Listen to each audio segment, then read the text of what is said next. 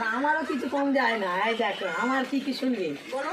বলি। এটা হচ্ছে হলুদ গুঁড়ো, হ্যাঁ, আর এটা হচ্ছে ওই ইয়ে পলাশ ফুলের গুঁড়ো, আচ্ছা এটা নীলকণ্ঠ ফুলের গুঁড়ো, আচ্ছা এটা হচ্ছে ইটের গুঁড়ো, এটা গোলাপ ফুলের গুঁড়ো, হ্যাঁ, আর এটা হচ্ছে লাল জবা ফুল গুঁড়ো, আর এই যে সাদাটা দেখছো মাছের আঁশ গুঁড়ো।